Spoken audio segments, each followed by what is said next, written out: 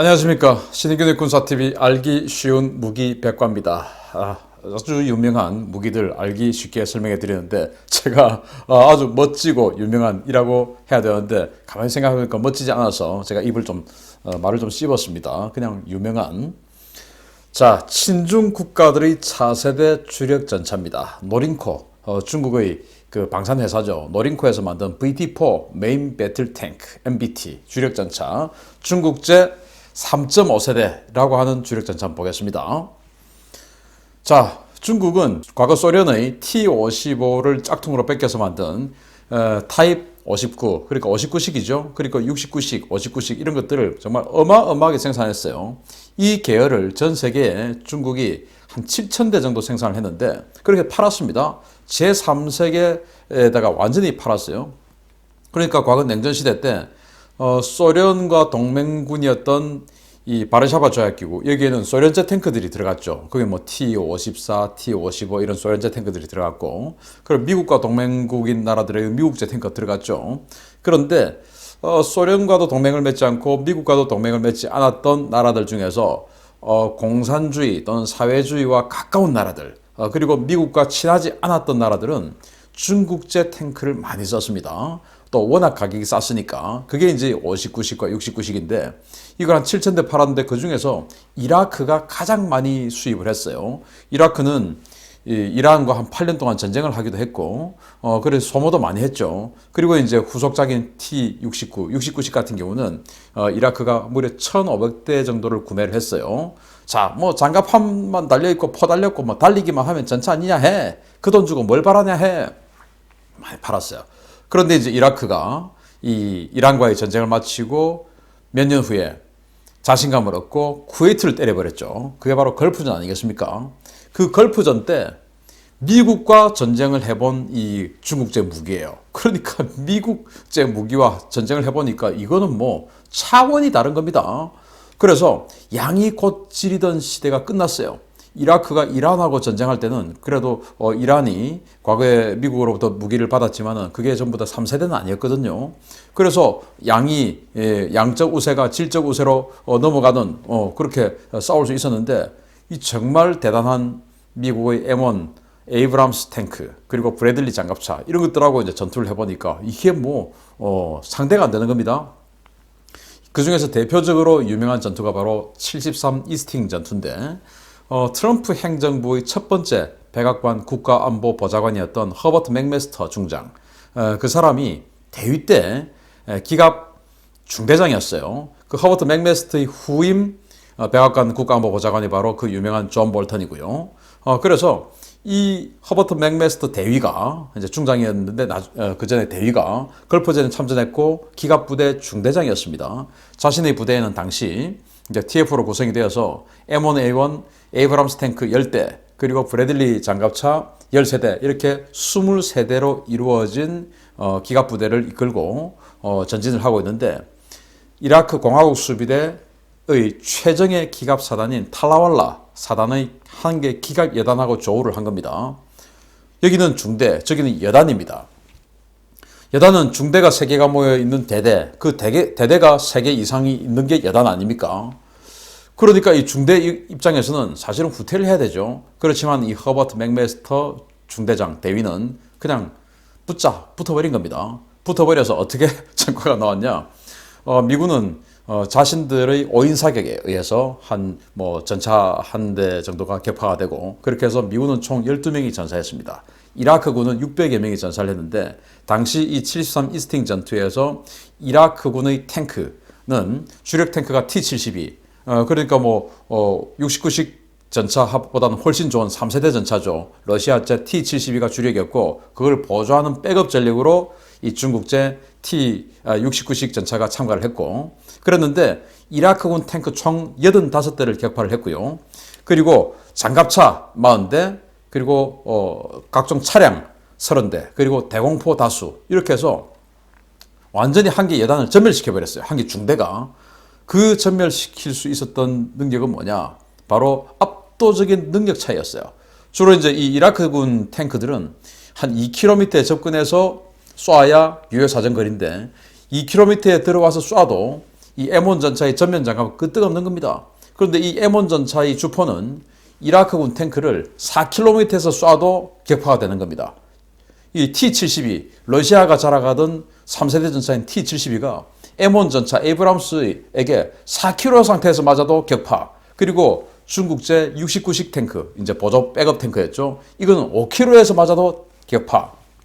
그러니까 뭐 스쳐도 그냥 주저앉는 것이죠. 그리고 T-60 69식 이런 것들은 브래들리 장갑차가 옆으로 들어가가지고 25mm 기관포를 쏴도 격파.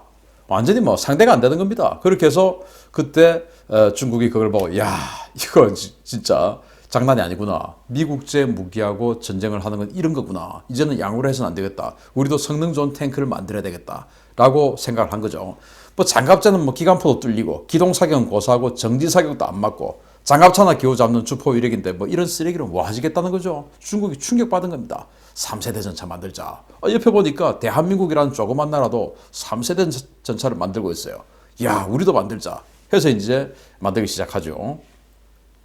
그래서 MBT-2000이라는 걸 만들었는데 그 MBT-2000을 만들 때 당시만 해도 이제 1990년도인데 중국이 지금처럼 돈이 많이 있는 나라가 아니었죠. 그래서 뭔가 호구를 하나 잡아야 되는데 인접 국가에 좀 친하게 지내는 국가인데 인도하고 아주 긴장 관계 있고 전쟁하고 하는 파키스탄이 있는 겁니다. 그 파키스탄을 꼬드긴 거죠. 그래서 파키스탄도 자기네들이 급하니까 오케이 해가지고 개발비를 댑니다. 그래서 파키스탄으로부터 개발비를 받아서 개발을 하고 개발하자마자 그 판권을 파키스탄에게 줘버려요. 생산 라인도 뜯어서 줘버립니다. 그래서 파키스탄은 즉시 그걸 받아가서 알칼리드라는 이름의 전차로 자기네들이 라이센스 생산하고 그걸 파키스탄 800대나 찍어냅니다. 그렇게 해서 거기 이제 하나 찍어낼 때마다 이제 라이센스비를 받고 파키스탄 생각은 이걸 가져가서 자기네들이 좀 더 싸게 만들면 또 제3세계 국가에 팔 수 있지 않을까, 수출할 수 있지 않을까, 판권까지 다 가져갔으니까. 그랬는데 불행하게도 한 대도 팔지 못했어요. 자, 그래서 노린코는 돈이 생겼습니다. 자, 그러면 이거 가지고 진짜 3세대 전차를 만들자. 이 알칼리드는 1990년대에 만들었는데도 불구하고 이게 이제 99년도에 완성이 돼서 파키스탄으로 이제 납품이 됐으니까 99년 같으면은 우리는 K1 전차, 그 K1 전차의 후속인 K1A1을 만들 때였죠. 그러니까 우리는 제대로 된 3세대 전차를 대한민국은 만들고 있을 때 중국은 그때 제대로 된 기동 사격도 안 되는 2.5세대 전차를 만든 거예요. 그래서 이제 그 기술 능력을 습득하고는 이제 파키스탄에게 넘겨버리고 자기네들은 그 돈을 가지고 MBT-3000 프로젝트를 하죠. 진짜 3세대 만들자. 해서 2000년부터 차세대 전차 개발 사업에 들어갑니다. 그래서 이제 여기 요구 조건은 서방 측 주력 전차에 필적하는 화력. 그러니까 서방 측이 지금 이 120mm 주포를 쓰는데 그 120mm 주포를 능가하고 필적하는 화력. 그런데 이때 당시에 벌써 이제 서방 측은 55 구경장, 한국도 이제 2000년대 초반에 이 K1A1을 마치고 그리고 바로 이제 이 K2 흑표전차 개발에 들어갔죠. 들어보니까 44 구경장이 아닌 55 구경장으로 하는 겁니다. 자, 그러면 저 정도 또 화력이 돼야지. 그리고 서방 측 주력 전차에 필적하는 방어력. 한국 같은 경우에 이 K2 흑표 전차의 전면 방어력이 현존하는 주포로는 그 어떤 주포로도 격파할 수 없다. 그러니까 우리도 그 정도 가지자. 그리고 이제 이 제3세계 국가에 판매를 해야 되니까 그러면 아프리카 이런 나라들에 판매를 하려고 하면 사막에서 기동을 잘해야 돼. 그리고 이제 옆에 있는 네팔, 아프가니스탄 이런 데 또 판매를 하려고 하면은 산악 지형에서도 잘해야 돼. 엔진이 좋아야 되겠죠. 그리고 사용자 맞춤형 모듈형 설계. 예를 들어서 뭐 돈 많은 나라에게는 풀옵션으로 장착해서 이것도 장착하세요. 저것도 장착하세요. 리모트 컨트롤 웨폰 시스템. 리모컨으로 다 작동하는 거 이거 장착하세요. 그런데 이제 아프리카 같은 데 돈 없는 나라들은 완전히 기본 깡통 옵션. 이렇게 해서 떼어서 마음대로 할 수 있는 모듈형 설계. 그리고는 어쨌든 서방 측 전차보다 더 싼 가격. 이걸 이제 목표로 해서 2000년부터 개발에 시작했어요. 그리고는 2009년에 결국은 체계 개발에 들어갑니다. 그래서 체계 개발 5년 만에 완성된 3.5세대 전차라고 주장하는 MBT-3000. 그래서 MBT-3000이라고 만들었는데 2000년대 MBT-3000을 만드니까 이건 뭐 뻥도 이런 뻥은 없죠. 그래서 이것도 이름도 너무 길고 너무 또 뻥이다 해가지고 이름을 바꾸자. 수출형으로 이름을 바꾸자. 그래서 VT4라고 하는 이름으로 바꿨어요. VT2가 바로 MBT-2000이었습니다. VT3가 시제품으로 좀 나왔던 그런 이름 모를 전차고 그리고 VT4가 이겁니다. VT1은 뭔지 아무리 찾아봐도 모르겠네요. 그래서 2014년 이 지금 홍콩 그리고 마카오 바로 옆에 있는 주하이, 그 주하이 에어쇼에 데뷔를 하죠. 이제 이렇게 데뷔를 합니다. 전투 중량은 52톤, 그리고 장갑재는 복합 장갑과 폭발 반응 장갑인데 52톤이면 우리 K1A1 전차하고 무게가 비슷하죠.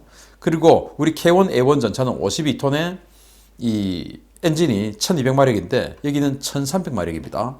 그러다 보니까 최대 속도가 시속 71km, 우리보다 K1A1보다 좀 빨라요. 승무원은 3명, 3명은 뭐냐? 바로 자동 장전 장치가 있으니까 3명입니다. 우리 흑표 전차도 자동 장전 장치가 있어서 3명, 한 명은 조종수, 한 명은 전차장, 한 명은 보수. 우리 K1A1이나 K1 같은 경우는 미국 또 M1 전차 같은 경우는 장전수가 따로 있죠. 포탄을 수동으로 장전해야 되니까. 그런데 우리 흑표 전차나 이 VT4 같은 경우는 자동으로 그냥 포수가 버튼만 누르면 자동으로 날탄 그럼 날탄이 딱 장전되고 대탄 그럼 대탄 딱 장전되고 이렇게 되니까 3명만 필요합니다. 무장은 125mm 활강포, 그리고 여기에다가 포발사 대전차 미사일을 사용 가능하고, 그리고 12.7mm 리모트 웨폰, 리모컨으로 이제 전차 위에 있는 12.7mm 중기관총을 사격할 수 있는 이 시스템을 만들었는데 이건 옵션이에요. 우리 한국 그 흑표도 빨리 이런 거 만들어야 되는데. 그리고 이제 주포 옆에 7.62mm 동축 기관총 장착을 했고 이게 무장입니다. 자, 그런데 이 사골 플랫폼이에요. 왜 사골을 있냐? 지금 이제 전 세계에 어마어마하게 팔았던 그 69식, 59식 이게 계속 발전이 되어서 여기까지 온 겁니다. 그러니까 뭐 전혀 새로운 플랫폼을 만들지 않고 그 59식과 69식을 계속 울거내어서 차체를 만들고 조금 확장하고 이렇게 차체를 만들고 여기다가 이제 포탑을 자기네들이 3세대 전차, 정말로 명실상부한 3세대 전차라고 주장하는 99식 전차의 포탑을 여기다 넣은 겁니다. 그렇게 해서 디지털 화력 제어 시스템. 그래서 디지털로 가니까 사격 아주 정확해라고 주장하고, 그리고 이제 자기들이 직접 개발한 중국제 대전차, 포발사 대전차 미사일 GP7을 넣는데 사거리는 5km예요. 그리고 모듈형 폭발 반응 장갑. 자, 여기 보시면 포탑이 앞으로 지금 이렇게 삐져나와 있는데 이거는 이게 이제 장갑이에요. 근데 이걸 떼내면 그냥 수직으로 이렇게 되어 있습니다.